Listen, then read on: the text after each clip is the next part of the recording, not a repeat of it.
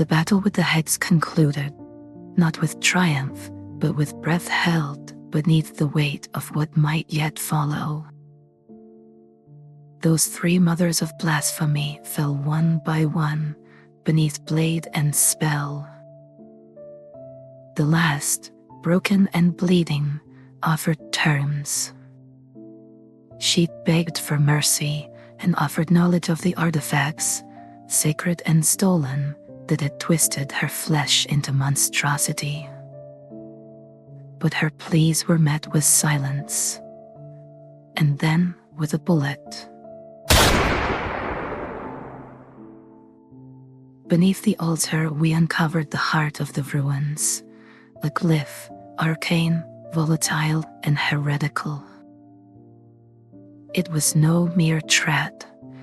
It was a node meant to ignite the very veins of the city. Had we not found its twin within the clock tower, the city might already lie choking in its own blood. Saber recognized the design, an architecture not born of faith, but of scalare arrogance. Man above God, he said. A creed spoken not in prayer, but in challenge. It was not meant to be disarmed. It was meant to punish those who tried. But we did not flee. We stood at the threshold of annihilation and answered its riddle, not with brilliance, but with willingness. The glyph's charge demanded release, and weave became its path, flesh, porcelain, and wire offered to the storm. Saber and I entered the current. My frame, warded in silver, held fast. But Nameless burned, his body racked, his voice silent through clenched teeth. Yet he did not fall. The glyph died, not with a bang, but with a breath, and the city was spared once again. We moved forward, further into that drowned tomb of intellect perverted. There, behind sealed doors, we found what remained of the Scalare's ambition. Preserved horrors in formaldehyde, Kierno's whispering of vivisection and design. Vials of fluids so vile that even time had not dared to spoil them. Nameless claimed one, a jar with a single eye, unblinking and alive. Then came Sarah. She called herself stupid, but I saw no such thing in her gaze, only the bitter clarity of a child abandoned. Partially transformed into a kappa, she had resisted the drowning of her mind. From her we learned the truth. The children's lives were tethered to 3 relics, a sword, a shield, and armor bound to an altar of control. Removing them would unmake the spell. And, likely, the children. We could not save them all. But Sarah we entrusted with the shield. She screamed, but endeared.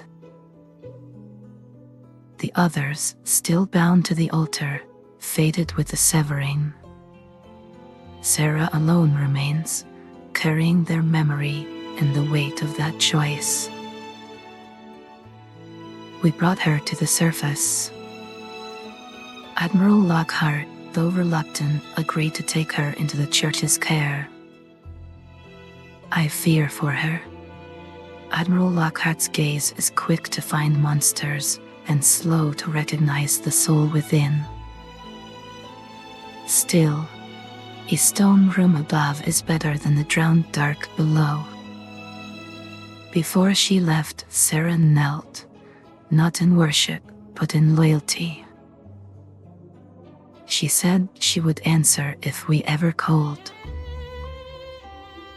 We returned to the hunter's workshop, our coin traded for craft and steel. The bones and blood we carried from the fight were not buried, but reforged into weapons, proof that even horrors may serve the living.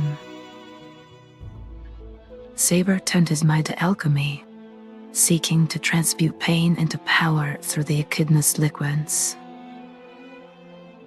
But Nameless voiced concern, not from pain, but for the very soul.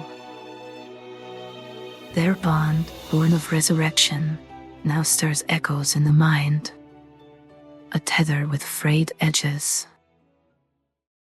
As for me, the light sent me a dream.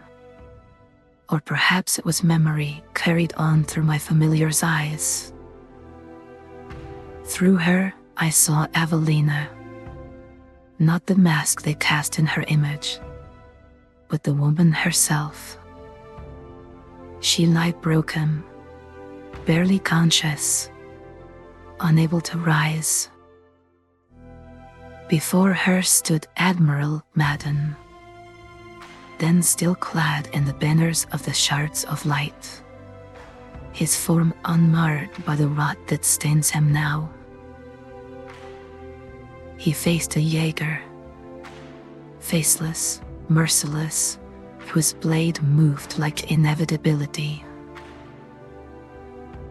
Madden fought with fire, with fury, and he was struck down all the same. Whatever brought him back carved away what made him whole. When I awoke, I found something clenched in my hand.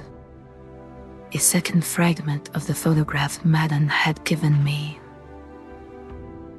Not a completed image, but another shard of something once whole. 2 pieces now, of 4, joined at a seam time could not fully erase. The woman in the picture gazed out with a gentle smile, and eyes bright with warmth. I knew that face. It was not my face, but it was the one that I had been made to wear. Evangeline. The original. The dawn-lit saint. The flesh before the porcelain. Avery had shown it to me. She had chosen to show it. Not as a vessel, but as a witness. I studied her gaze, and some part of me, crafted in aching, wanted to feel envy, or longing, or awe. But I felt none of these. Only recognition.